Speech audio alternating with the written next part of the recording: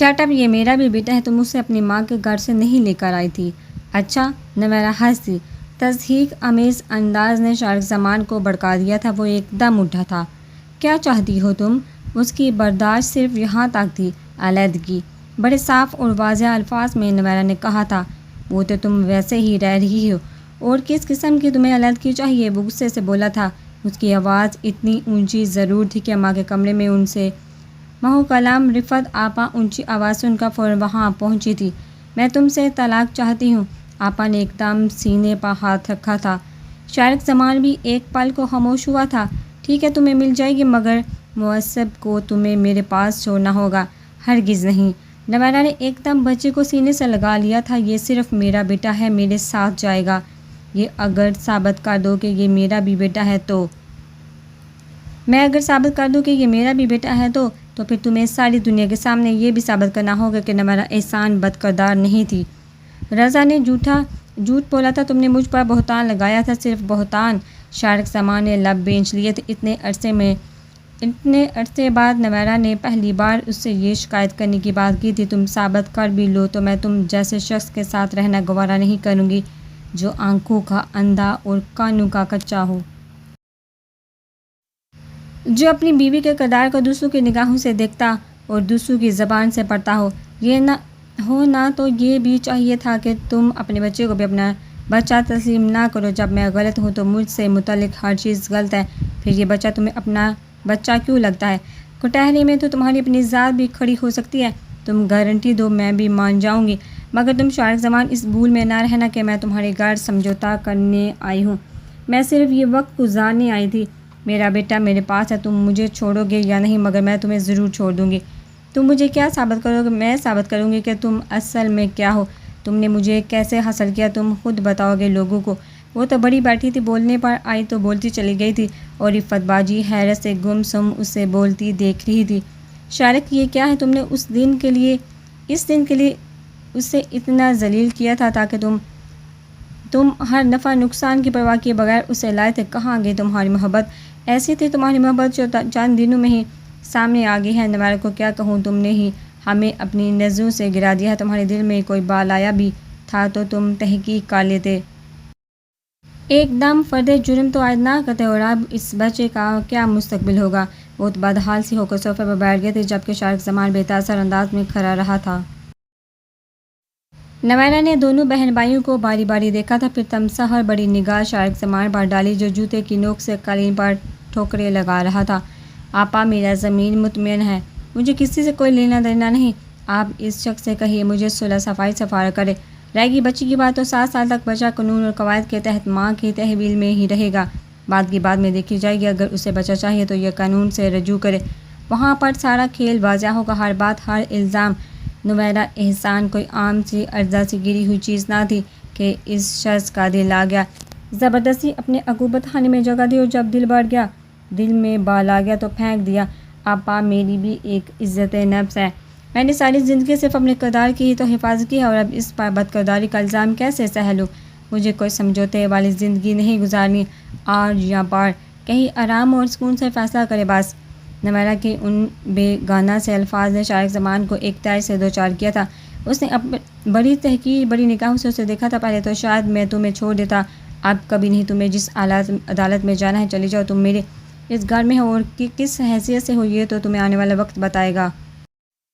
اب بات ضد کی ہے، اور میں تمہیں بتاؤں گا کہ سمجھوتا کیسے کرتے ہیں۔ غصے سے وہ کہہ کر وہاں سے نکل گیا تھا۔ آپا نے حیران ہو کر پہلے نویرا اور پھر ہلتے پردے کو دیکھا تھا۔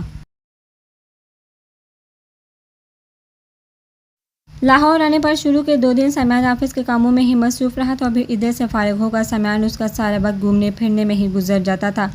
یہاں لاہور میں ان کا ذاتی گھر تھا، خاصا وسیع شاندار گھر تھا۔ آراستہ پراستہ ایک فیملی سرونٹ کوارٹر میں رہائش پذیر تھی، جو ان کی غیر موجودگی میں گھر کی دیکھ بھال کرتی تھی۔ ان لوگوں میں سے کسی کا بھی جب بھی لاہور آنا ہوتا تھا، یہاں قیام کرتے تھے۔ وہ دونوں ہی یہیں ٹھہرے۔ اس دن وہ دونوں شالیمار گارڈن میں آ گئے تھے۔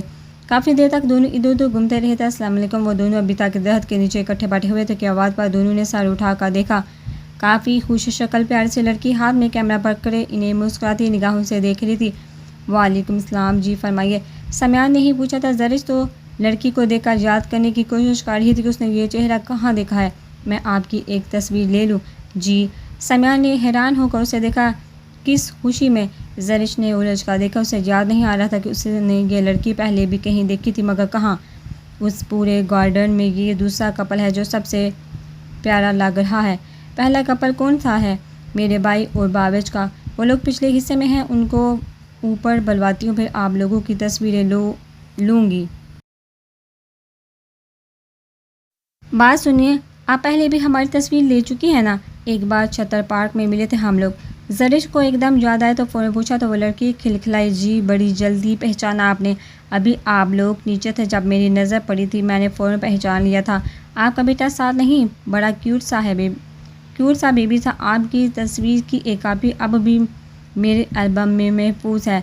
اوہ، سمیان کو بھی یاد آ گیا تھا وہ سارا قصہ۔ آپ لوگ اپنے بیٹے کو ساتھ نہیں لائے؟ وہ اپنے ماما پاپا کے پاس ہے۔ سمیان نے ایک نظر زرش کے سرخ پڑتے چہرے کو دیکھتے ہوئے کہا تھا۔ کیا مطلب؟ وہ حیران ہوئی تھی۔ ماما اور پاپا تو سامنے بیٹھے ہوئے تھے، وہ میرا بھتیجا تھا۔ حیرت ہے، تب تو آپ نے نہیں بتایا تھا، تب آپ نے موقع بھی نہیں دیا تھا۔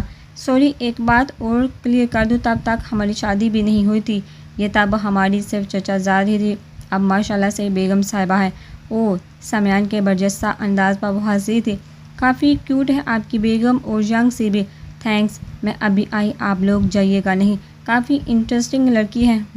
سمیان کے جواب میں وہ یہی کہہ سکی تھی۔ 5 منٹ بعد وہ جن 2 افراد کو اپنے ساتھ لیے چلی آئی تھی، ان دونوں کو دیکھا وہ دونوں ہی ٹھٹکے تھے۔ ڈاکٹر ظفر کی بہن سے وہ 1-2 بار مل چکی تھی، جبکہ سمیان احمد و حسا قریب سے جانتا تھا، مگر اس کے ساتھ نواز فاروق کو دیکھ کر سمیان تو نہیں،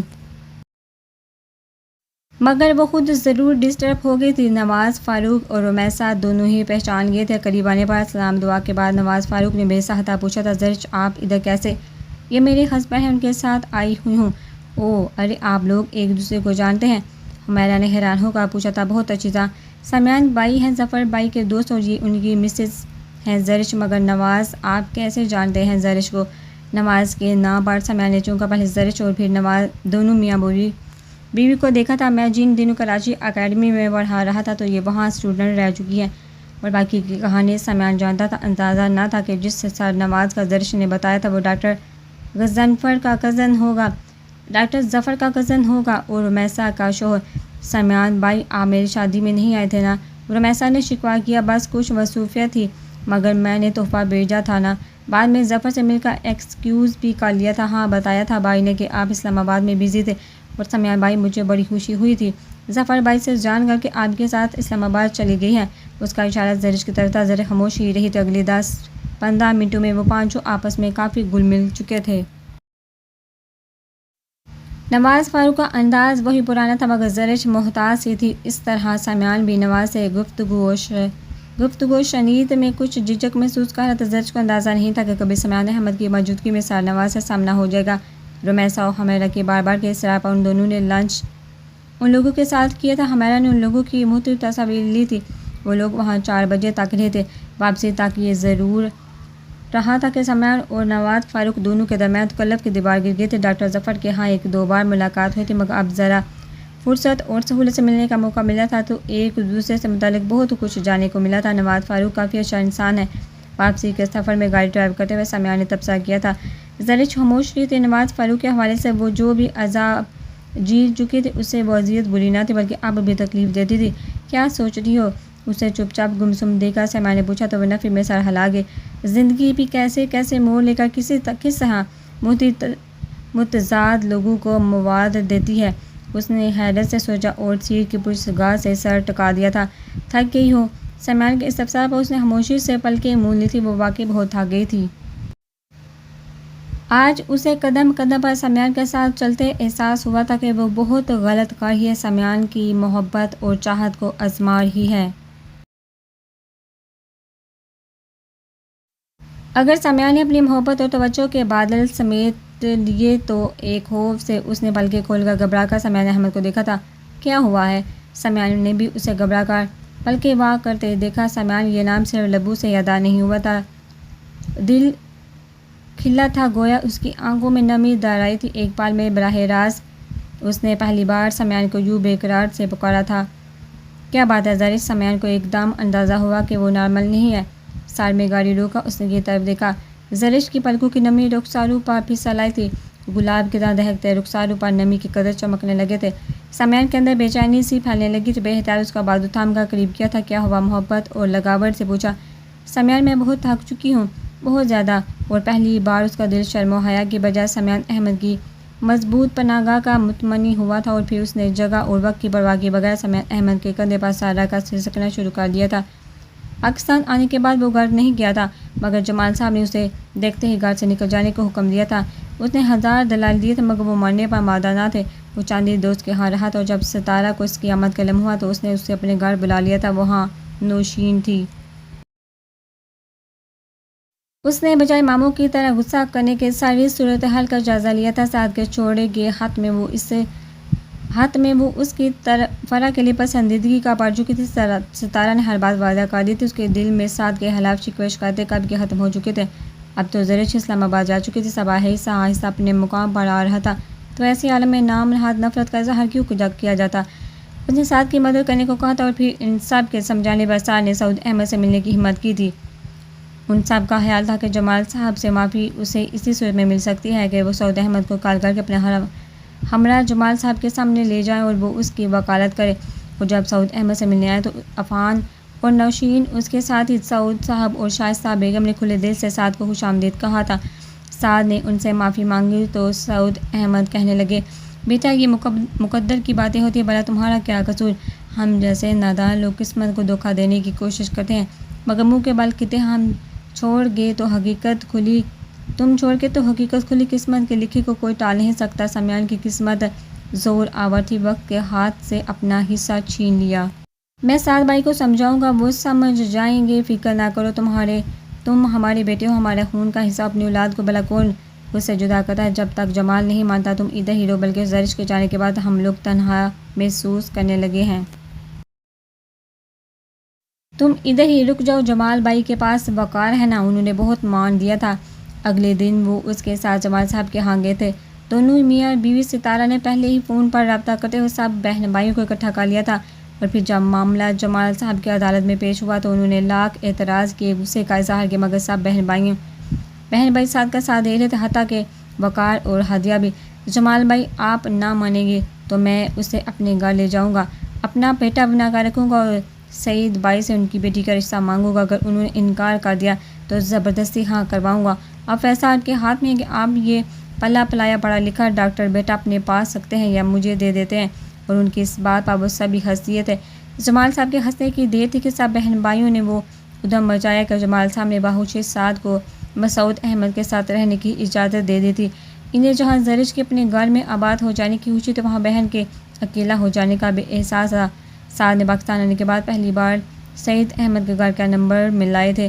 فون ریسیو کرنے والی ملازمہ تھی، اس نے اسے فرح سے بات کروانے کو کہا تھا۔ السلام علیکم، وہ سعود احمد کے گھر سے بات کر رہا ہوں، PTCL سے۔ اسی لیے فرح مطمئن سے لائن پر آئی تھی، مگر اندازہ نہ تھا کہ دوسری طرف سعد ہو سکتا ہے۔ فرح اس نے پکارا تو دوسری طرف وہ ششدر سی رہ گئی تھی۔ سعد، آپ سعد ہو نا؟ سعد جمال؟ فرح سعد جمال ہی ہوں، تم بتاؤ کیسی ہو؟ سعد دوسری طرف سے ایک دم رو پڑی تھی۔ ایک عرصے بعد وہ اس کی آواز سن رہی تھی، خود پر قابو نہ رہا، نہ جانے خود کو اب تک کیسے سنبھالا ہوا تھا۔ میں پاکستان آ چکا ہوں، کتنے دن ہو گئے ہیں؟ اس وقت میں سعود ماموں کے ہاں سے کال کر رہا ہوں۔ اتنے دن سے میں امی ابو کو منانے میں لگا ہوا تھا، چچا جان کی سفارش پر ان لوگوں نے معاف کیا ہے، وہ بتا رہا تھا۔ فرح نے اپنے آنسو صاف کیے تھے۔ تم تو اسلام آباد گئی ہوئی تھی نا؟ ابو لینے گئے تو ان کے ساتھ آ گئے تھے ہم لوگ۔ تمہارے لیے جو پرپوزل آیا ہے آپ کو کس نے بتایا ہے؟ وہ حیران ہوئی۔ سمیان سے علم ہوا تھا؟ میرے علم میں نہیں ہے، اس نے بتایا سعود ماموں ہو سکتا ہے، بڑے ماموں سے بات کرے رشتے کی۔ امی ابو اور ماموں لوگوں میں یہی فائنل ہوا کہ وہ خود جا کر ماموں سے بات کریں گے۔ آج کل میں ماموں کے ہاں ہی ہوں، انہوں نے مجھے اپنے گھر رکھا ہوا ہے۔ کیوں آپ اپنے گھر کیوں نہیں رہ رہے؟ زرش کے بعد ماموں اور پھپھو تنہا ہوتے ہیں۔ ماموں کی طبیعت کا علم تو ہے تمہیں، امی نے یہی کہا ہے کہ کسی نہ کسی طرح ان کے پاس ضرور ہونا چاہیے، اسی لیے ان کے ہاں ہی ہوں۔ بات سنو، چند دن میں امی ابو دوسرے لوگ آئیں گے۔ ماموں جان کے ارادوں کا مجھے اندازہ نہیں، مگر مومانی جان کی طبیعت کا علم ہے۔ تم سے پوچھا جائے تو انکار مت کرنا، سن رہی ہو نا؟ جی وہ صرف یہی کہہ سکی تھی میں پھر رابطہ کروں گا، پریشان مت ہونا، اور سنو میری غیر موجودگی میں مجھے کبھی یاد بھی کیا یا نہیں؟ جی کیا جی پتہ نہیں، اس نے کہہ کر فون بند کر دیا تھا اور ساتھ ہنس دیا تھا۔ زرش کا شاپنگ کا ارادہ تھا، اس نے سمیان کو فون کیا تو پتہ چلا کہ وہ کسی کام میں مصروف ہے۔ اگلے 2 دنوں میں ان کا واپسی کا ارادہ تھا، وہ آج شاپنگ کا کام ختم کر لینا چاہتی تھی۔ وہ گاڑی لے کر نکل آئی تھی، اسے اندازہ نہ تھا کہ اس طرح گاڑی نکالنے پر سمیان سے کچھ ساتھ ہی سننے کو ملنا ہے، مگر وہ تنہائی سے بور ہو رہی تھی۔ سڑکوں اور چوکوں کا اسے زیادہ اندازہ تو نہیں تھا، مگر وہ نکل آئی تھی ایک جگہ۔ ایکسیڈنٹ کے بعد ماما پاپا نے اسے دوبارہ گاڑی کو ہاتھ نہیں لگانے دیا تھا، آج موقع ملا تھا تو اس نے فائدہ اٹھایا تھا۔ بڑی ہی محتاط انداز میں اور آہستہ روی سے وہ گاڑی ڈرائیو کرتے، مگر شاید قسمت خراب تھی کہ اچانک گاڑی سامنے آتی خواتین کو دیکھا بے قابو ہو گئی تھی۔ وہ بریک لگانے کے چکر میں سپیڈ بڑھا گئی تھی اور نتیجہ یہ نکلا تھا کہ گاڑی سامنے والی خواتین کو ہٹ کر گئی تھی۔ بدحواسی میں اس نے بریک لگائی تھی، گاڑی اچھل کر سائڈ میں ہو گئی تھی۔ ٹریفک ایک دم تھم گیا تھا، ان خواتین کے گرد لوگوں کا ہجوم بڑھا تو کچھ لوگوں نے اس کے گرد گھیرا بنا لیا تھا کہ کہیں وہ بھاگ نہ جائے۔ اس کے تو اپنے حواس اڑ گئے تھے، وہ بھلا بھاگ کہاں سکتی تھی؟ انتہائی خوفزدہ نظروں سے ہجوم کی طرف دیکھا، گاڑی جس عورت کو لگی تھی وہ نقاب میں تھی، جبکہ دوسری خواتین نے چادر اوڑھ رکھی تھی، اس کے بازو میں بچہ تھا۔ وہ گاڑی سے نکل کر ان عورتوں کے پاس چلی گئی تھی۔ آئی ایم سوری، آپ لوگ سامنے آ گئے تو گاڑی پر قابو نہیں رہا، پلیز سوری، زیادہ پریشانی والی اگر بات ہے تو میں ہاسپٹل لے چلتی ہوں۔ نقاب والی اب بری طرح کرا رہی تھی، گاڑی سے ٹکرا کر وہ بری طرح پہتا سڑک پر گری تھی، نہ جانے کہاں کہاں چوٹ لگی تھی۔ دوسری خاتون نے کچھ غصے سے زرش کو دیکھا، کچھ سخت کہنا چاہا، مگر زرش کا حواس بہتا اڑا چہرہ دیکھ کر چپ ہو گئی۔ نمیرہ، اس نے کراہتی لڑکی کا بازو پکڑ کر پکارا، زیادہ چوٹ لگی ہے تو آؤ حوصلہ کرو، میں بس تھوڑی سی ہمت، کلینک سامنے ہی، ڈاکٹر کو دکھا لیتے ہیں۔ رفعت باجی نے سہارا دے کر اسے اٹھایا تو دوسری طرف سے زرش نے بھی سہارا دے کر اسے کھڑا کیا۔ گاڑی تو پہلے ہی سائڈ پر تھی، وہ لا کر کے ان کے ساتھ ہی سامنے والے کلینک میں چلی آئی تھی۔ معصب کو ہلکا سا ٹمپریچر تھا، وہ رفعت باجی کے ہمراہ ٹیکسی میں ادھر آنے آئی تھی، ڈاکٹر فیروزہ سے چیک اپ کروانے اور ان کے مشورے سے ہی کسی چائلڈ اسپیشلسٹ کے پاس جانا چاہتی تھی، مگر باہر نکل کر سامنے سے آتی اس گاڑی سے ٹکر ہو گئی تھی۔ ڈاکٹر فیروزہ نے نمیرہ کو اچھی طرح چیک اپ کیا، اس کے گھٹنے اور بازو چھل چکے تھے، اس کے علاوہ پاؤں میں بھی موچ آئی تھی، جبکہ رفعت باجی صرف گری تھی اور معصب بھی محفوظ ہی تھا۔ ڈاکٹر فیروزہ نے بینڈیج کر دی تھی، ہلکی پھلکی ڈریسنگ کر کے انہوں نے پین کلر لکھ دی تھی۔ زرش نے اندر ہی اندر شکر کا کلمہ پڑھا کہ زیادہ لمبا چوڑا معاملہ نہیں تھا، بچت ہو کی تھی۔ زرش اس سارے وقت میں ان کے ساتھ ساتھ رہی تھی۔ آئی ایم سوری، آپ لوگ میری دھیان میں تھے، آپ لوگ اپنے دھیان میں تھے اور آپ کو دیکھ کر میں گھبرا گئی تھی، مجھ سے گاڑی قابو میں نہیں ہو پائی، مجھے بہت شرمندگی ہو رہی ہے، ریئلی سوری۔ نمیرہ نے پہلی بار غور سے دیکھا، کم عمر سی پیاری سی لڑکی تھی، اس ٹکراؤ سے خاصی گھبرا چکی تھی۔ نمیرہ مسکرا دی، آپ کا بھی بھلا کیا قصور، ہمیں ہی دیکھ کر سڑک پار کرنی چاہیے تھی۔ زرش نمیرہ کی مسکراہٹ پر کچھ نرم ہوئی، نام کیا ہے تمہارا؟ زرش سمیان احمد، بہت پیارا نام ہے، میں آپ لوگوں کو ڈراپ کر دیتی ہوں، دراصل میں یہاں کے رہنے والی نہیں ہوں، کراچی کی ہوں، اپنے ہسبینڈ کے ساتھ چند دن کے لیے یہاں آئی ہوں، مجھے سڑکوں کا اندازہ نہیں ہے، اسی لیے بھی میں گھبرا گئی تھی۔ شادی شدہ ہو؟ نمیرہ نے حیران ہو کر اسے دیکھا، اس نے چم کر سر ہلایا تھا، لگتی تو نہیں ہو۔ رفعت باجی کو بھی حیرت ہوئی، ہنسی کا منہ لگتی تھی انہیں یہ لڑکی، یہ آپ کا بیٹا ہے؟ اس نے کیوٹ سے سوئے ہوئے معصب کو دیکھا، یہ نمیرہ کا بیٹا ہے، میرا بھتیجا ہے، بہت پیارا بچہ ہے آپ کا۔ زرش نے سوئے ہوئے بچے کا رخسار چھوا تھا۔ اب لوگوں کو میں ڈراپ کر دیتی ہوں، پلیز آ جائیے، ہم چلے جائیں گے، پلیز شرمندہ نہ کر، میں آپ کو ڈراپ کر دیتی ہوں۔ زرش نے مزید اصرار کیا تو وہ دونوں مان گئے، وہ ان دونوں کو ڈراپ کر کے واپس جانا چاہتی تھی، مگر نمیرہ نے اسے مزید اصرار اندر بلا لیا تھا۔ زرش کے منع کرنے کے باوجود نمیرہ کے کہنے پر چائے اور دیگر اشیاء کا اہتمام شاکرہ کر لائی تھی۔ وہ واحدہ بیگم سے بھی ملی، ان سے مل کر بڑی خوش تھی، اسے 1 گھنٹہ ان لوگوں کے ہاں لگ گیا تھا۔ یہ میرے ہسبینڈ کا کارڈ ہے، میں اپنا نمبر لکھ دیتی ہوں، میں پھر چکر لگاؤں گی، آپ کی عیادت کرنے آؤں گی، پلیز آپ اس نمبر پر رابطہ کر کے اپنی خیریت سے ضرور آگاہ کیجیے گا، مجھے پریشانی رہے گی یا پھر اپنا نمبر دے دیں، میں خود ہی رابطہ کر لوں گی۔ زرش نے سیل نمبر لکھ کر نمیرہ کو تھما دیا تھا، ڈونٹ وری، میں کال کر لوں گی، تھینکس۔ وہ بھی راستے میں ہی تھی کہ سمیان کی کال آ گئی تھی، وہ اس کے اکیلے جانے پر پریشان ہو رہے تھے، اور پھر جب وہ گھر پہنچے تو سمیان گاڑی کی ٹوٹی ہوئی ہیڈ لائٹس دیکھ کر پریشان ہو گیا تھا۔ ایکسیڈنٹ کر دیا ہے کیا تم نے؟ بس ہلکا سا، اس نے شرمندہ ہوتے ہوئے ساری تفصیل سنا دی تو سمیان خاموشی سے دیکھے گیا، اسے کچھ بھی سمجھانا فضول تھا، کرنی تو اس نے اپنی ہی مرضی تھی۔ اگلے دن وہ ایک بار پھر نوارہ کے ہاں گئی تھی۔ نوارہ بہتر تھی اور اس کا بیٹا بھی، اسے یہ فیملی بہت پسند آئی تھی۔ خاص طور پر نوارہ اور اس کا بیٹا۔ اس کی نوارہ کے شوہر سے ملاقات نہیں ہوئی تھی اور پھر اس سے اگلے دن دونوں اسلام آباد پہنچ گئے تھے۔ وہ اسلام آباد سے واپس آئی تو پتہ چلا کہ ساتھ باقاعدہ ان کے ہاں رہائش پذیر ہے، بلکہ ماما پاپا خود جاگت آئے ابو کے پاس فرق کا ہاتھ بھی مانگ آئے ہیں۔ اس کا ارادہ کراچی جانے کا تھا، مگر ساتھ کا سن کر اس نے ارادہ بدل دیا تھا اور پھر دن اپنی رفتار سے گزرنے لگے تھے۔ سمیان کے ساتھ رہتے ہوئے وہ اکثر اپنے ہی جذبوں سے گھبرا کر الجھنے لگتی تھی، مگر کوئی جائے فرار نہ تھی۔ ایک دفعہ وہ پھر لاہور جا کر ٹیسٹ دے آئی تھی۔ ٹیسٹ اچھا ہوا تھا، اسے یقین تھا وہ میرٹ پر آئے گی، داخلہ آرام سے مل جائے گا۔ بابی اور عثمان بھائی نے بظاہر لاہور جا کر داخلہ لینے پر اعتراض تو نہیں کیا تھا، مگر یہ بھی ضرور کہا تھا کہ جب اسلام آباد میں ہر طرح کا ادارہ موجود ہے تو اتنی دور لاہور جانے کی کیا ضرورت ہے بھلا۔ وہ تب چپ رہی تھی اور پھر جب رزلٹ کی آمد تھی تو ماما کی مسلسل کال آنے لگی تھی کہ وہ ایک بار کراچی کا بھی چکر لگائے۔ وہ صرف ساتھ کی وجہ سے رکی ہوئی تھی، ورنہ اڑ کر پہنچتے شائستہ بیگم نے سمیان احمد سے زرش کو کراچی بھیجنے کی بات کی تو وہ فوراً رضامند ہو گیا تھا، بلکہ اسے چھوڑنے خود آیا تھا۔ ایئرپورٹ سے انہیں ریسیو کرنے کو سعد آیا تھا اور سعد جمال کو دیکھا زرش پر عجیب سا اضطراب طاری ہوا تھا۔ کیسی ہو سلام دعا کے بعد اس نے حال پوچھا تو وہ صرف گردن ہلا کر لا تعلق سی بن گئی تھی۔ سمیان نے زرش کا رویہ محسوس کیا تو سعد کو فوراً اپنی طرف متوجہ کر لیا تھا۔ گھر پہنچ کر بھی اس کا رویہ سعد کے ساتھ وہی تھا۔ سعد نے بڑی شدت سے محسوس کیا جہاں سب نے معاف کر دیا تھا وہاں زرش کی لا تعلقی نے دل پر بڑا اثر کیا تھا۔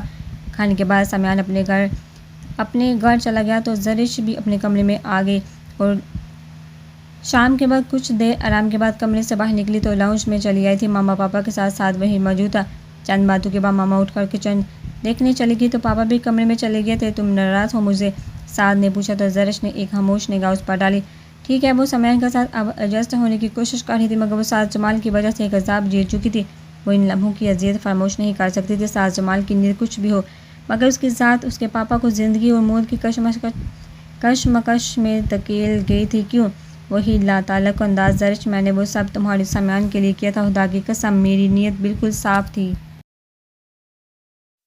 اگر مومانی کی وجہ سے صرف تمہیں قبول کرنے کی بات ہوتی تو میں کبھی پیچھے نہ ہٹتا۔ بے شک میری فراز سے اٹیچمنٹ تھی، مگر میں نے یہ قدم صرف تمہاری اور سمیان احمد کی فلاح کے لیے اٹھایا تھا۔ میں آپ سے کچھ پوچھ نہیں رہی ہوں، نہ ہی آپ سے کوئی گلہ شکوہ کر رہی ہوں۔ میں ایک اذیت سے گزر چکی ہوں، سب کے نزدیک حالات نارمل ہو چکے ہیں، مگر کسی کے نظر سے گر کر جینا کسے کہتے ہیں آپ میری ذات کا اندازہ نہیں لگا سکتے، اسی لیے آپ اس موضوع پر مجھ سے بات بھی نہ کریں۔ میں ماما پاپا کی وجہ سے اگر اسلام آباد میں ہوں تو اس بات کو ہی اہم سمجھو، آئندہ مجھ سے بات کرتے ہوئے اس سے پرہیز کیجیے گا۔ تلخی سے اپنے اندر کا غبار سعد پر الٹ دیا تھا اور سعد کچھ کہنے کی کوشش میں لب بھیج گیا تھا۔ وہ اٹھ کر وہاں سے نکل گئی تھی۔ پھر اس کے بعد سعد نے کوشش کی تھی کہ اس سے مخاطب نہ کرو، زرش بھی اپنی ذات میں مگن رہی تھی۔ سمیان اگلے دن ہی واپس اسلام آباد چلا گیا تھا۔ زرش کا ارادہ چند دن رہنے کا تھا۔ انہی چند دنوں میں اس کا رزلٹ آ گیا تھا، پہلے ٹیسٹ کا رزلٹ اور اس کے بعد امتحان کا۔ دونوں میں وہ بڑے بھرپور انداز میں کامیاب رہی تھی۔ خاص طور پر امتحان کے رزلٹ میں اس کی پہلی پوزیشن رہی تھی۔ اس نے جس حالت میں اور جن دنوں ایگزام دیے تھے، ایسے عالم میں ہمیشہ کی طرح ٹاپ کرنا سب کے لیے بڑا سرپرائزنگ رہا تھا۔ ہر کسی نے اس کو آ کر یا فون کے ذریعے وش کیا تھا۔ حتیٰ کہ فرح علی خود آ کر وش کر کے گئے تھے۔ ماما پاپا نے نقد انعام دیا تھا۔ 2-3 دن وہ بس رزلٹ کے سلسلے میں ہی مصروف رہی تھی۔